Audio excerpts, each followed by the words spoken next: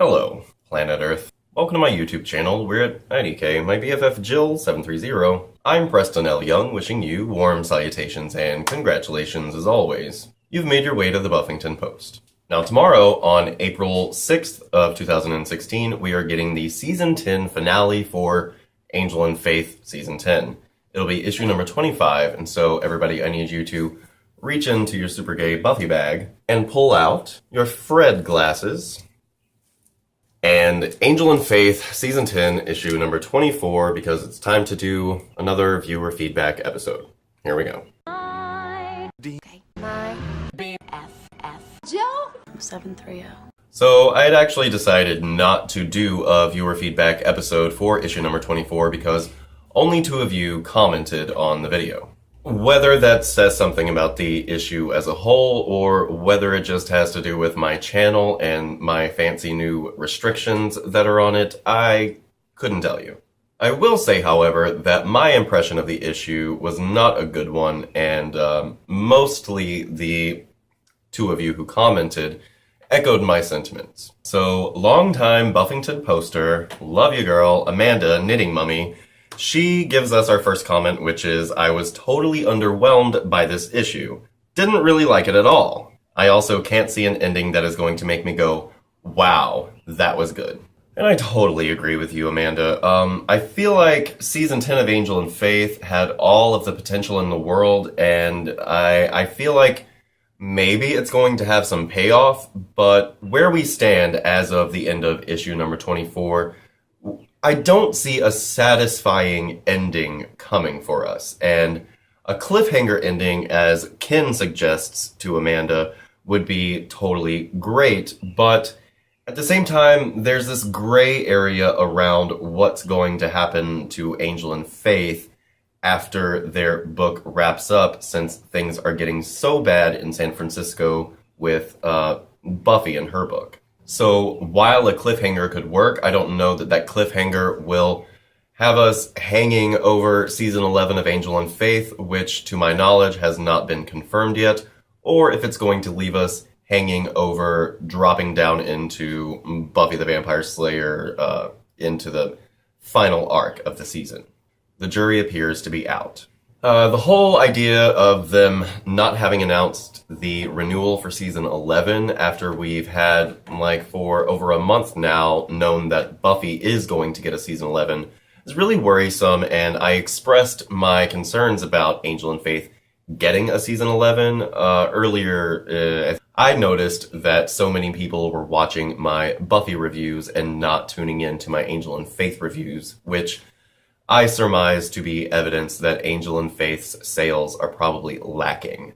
I haven't done any research into this matter, but I'm just telling you about my subjective experience. And so, yes, while Amanda and Ken are both agreeing that a cliffhanger would be nice, Amanda says, again, she thinks someone is going to die. Killing Fred is obviously out of the question because we just got her back, and so I feel like she, just like Kid Giles, is super safe.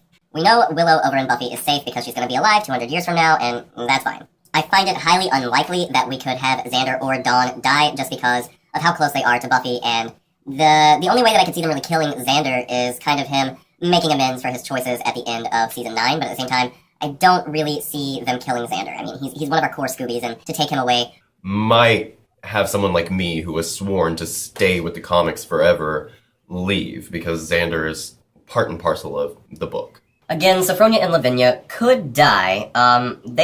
One of them could die, because they don't have to come as a pair, and with the little use that they've gotten in Season 10, it almost seems, it would be anticlimactic if they were to kill one or the other, or both of them, because we haven't really been invested in anything going on with Sophronia and Lavinia. The only thing that they've really had going on is saying, hey, we don't have anything going on. So if we do get Season 11, we really need to beef up Sophronia and Lavinia, and I think killing them wouldn't have any, emotional weight. I do have my Ko theory. I think Ko could definitely go, but due to the fact that he was all in Buffy Season 9 and we didn't know anything about him, and everything that we've really learned about Ko has kind of come from his presence within Magic Town in Season 10, and so I feel like if they were going to kill Ko, they wouldn't have tried to start explaining his character so much. And again, I think that he might sacrifice himself to save Illyria, and that would be his kind of coming to terms with everything going on. But at the same time, I don't see Ko being brought down in a fight. I know it's happened before, but that's when he was fighting Illyria. And while I do think it would be bold, brave, and wonderful of the writers and producers to kill Drusilla, her trademark element as a character is that she always gets away. I feel like killing Drusilla would be kind of harsh. I don't think anybody really wants to see Drusilla die, just because she is an eternal victim of Angel. And I think what she really serves to do for the Angel and the Spike characters is to make them feel guilty. And I don't think that removing Drusilla would be good for Angel's good old Catholic guilt, because he needs a living reminder, as twere Hey Leftovers fans, of what he has done. And so while, yes, I do think that it would be a very bold move on the writers to kill Drusilla, her place in the narrative and what she provides for the Buffy lore and the Angel guilt would just kind of be removed from the Buffyverse. And I feel like, yes, she's a vampire and we should slay her, but again, she is a victim in all of this as much as anyone else. Somebody argued that they could kill Andrew, and I don't think that that would be kosher. I wouldn't take it well, especially since they've taken Andrew and finally brought him out of the closet and given him some stuff to do, and he's like a legitimate Scooby. I think there would be a serious LGBT backlash against the property if they were to kill their kind of newest gay character, or at least their new, freshly out gay character. Nadira, on the other hand, I think could go, and due to the fact that she has transformed herself so very much since where we met her at the beginning of season 9, I feel like Nadira dying at the end of season 10 for a cause and for something that she really believes in, maybe sacrificing herself for Magic Town, would really complete that character's role within the Angel and Faith mythos, because really Nadira has very little to do with Buffy proper, and so there wouldn't be any kind of like fallout ramifications for that. Like with Drusilla's death, we would have to go and see how Spike feels about all of that, which we just don't have time for. But Nadira, on the other hand, is somebody who would have really earned her death, because Nadira's story with Magic Town has really been the most interesting thing about Season 10 when it really comes down to it. We've got the new rules, we've got the Magic Town transformees, we've got the Inspector Brandt stuff, which really just broke my heart. But Nadira and this new breed of magic in Magic Town has really been the through line, and I would like to see her get a tragic, heroic death of an ending. So Ken Miller also comments, and I'm going to do my previously on just to let you know, speed it up a little bit, because I'm going to read your entire comment. And I was not unhappy with this issue, but I felt like we could have gotten so much more. Illyria only being around for a whole 3 pages really didn't please me, and it's not like Illyria to submit like she did. What I like about the issue was the emotion coming off of Nadira, like her love for Magic Town. It's almost as if she is a mother figure to the Magic Town magic, and it's now becoming a teenager wanting to be free and make its own choices. Speaking of Fred, is anyone else really upset that she hasn't mentioned Wesley at all? Besides that time she used him to get Angel to go to Ireland. Come on, he was supposed to be the love of her life, but Illyria references him more than Fred. The choice Arceus is presenting Magic Town with is kind of hypocritical. He says Angel is the aggressor and that they always attack. Well, if Magic Town is aware of what's been going on, then it would know that that's not true. They kidnapped Nadira, turned all those kids at that school into vamps, and then sends those vamps into Magic Town to cause trouble. Arceus just didn't think that speech through.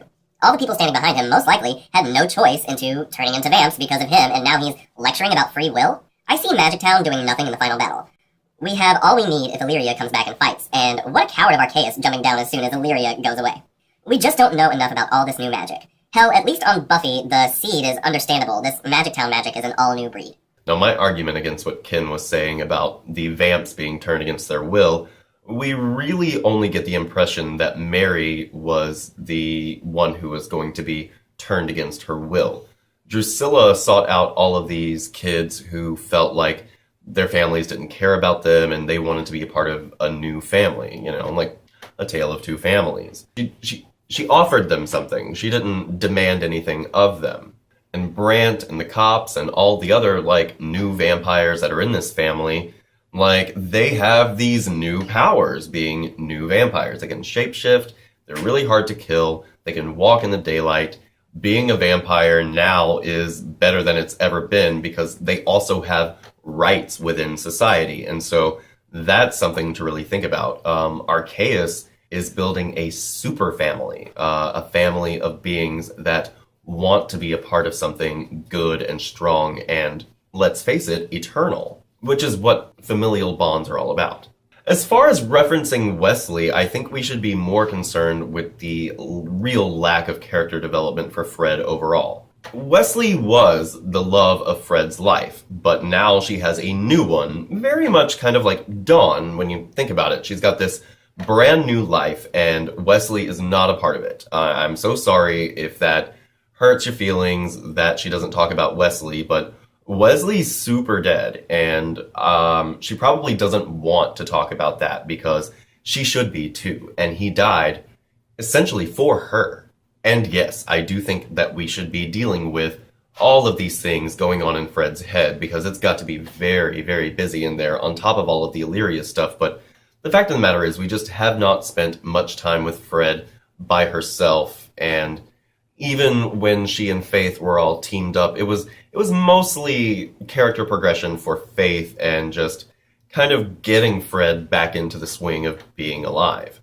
And so I really can't fault the writers for not bringing up Wesley because I don't think Fred really wants to think about Wesley.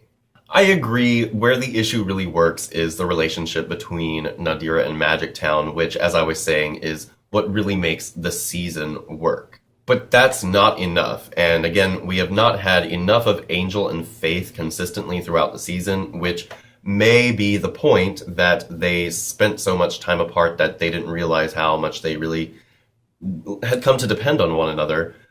But I'm going through my Season 9 coverage of the Buffyverse right now, and Angel and Faith Season 9, I just wrapped up Death and Consequences, and it's such an amazing story. There's so much weight and depth and kind of really high stakes going on in Season 9, and the thing that makes Season 9 easier to digest is because it has a very simple mission statement, which is bring Giles back to life.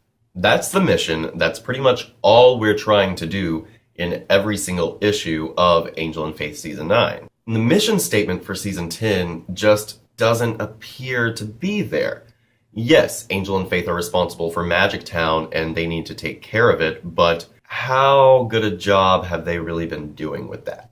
I don't know. I'm excited as I can be for the season finale of Angel and Faith. Of course, I'm curious, but I'm just not thrilled with the way that the season has been very inconsistent. Buffy Season 10 has been quite consistent, giving us a few breaks here and there to stretch out and breathe and just hang with the characters, but then the new rule magic stuff is a great through line. The D'Hoffryn stuff that's kind of just been revealed, but has been kind of there all the time. It's really strong. Buffy Season 10, as Amanda and I keep saying, feels a lot like a season of the show. And Angel and Faith Season 10 has just, it's felt all over the place because everybody has been all over the place. And I'm hoping that the punchline is great. And I would like a punchline more than a cliffhanger, but if we get a cliffhanger, I hope that it does lead into Angel and Faith Season 11, because, again, I think that we've got way too many characters out there right now. Unless we kill off a slew of characters from Angel and Faith, there's no way that they can combine the properties and have everybody be in Buffy the Vampire Slayer proper. But that's just my opinion. Tell me what you guys think. Tell me if you're excited for the Season 10 finale or just nervous about it and kind of skeptical about what's really going to give us any kind of like feels. But that's pretty much all I've got for today, you guys. I hope you're having a great 2016 so far. Tune in tomorrow for the Season 10 finale. Have a great day today, guys, and we'll see you tomorrow. Bye. Okay. My 730.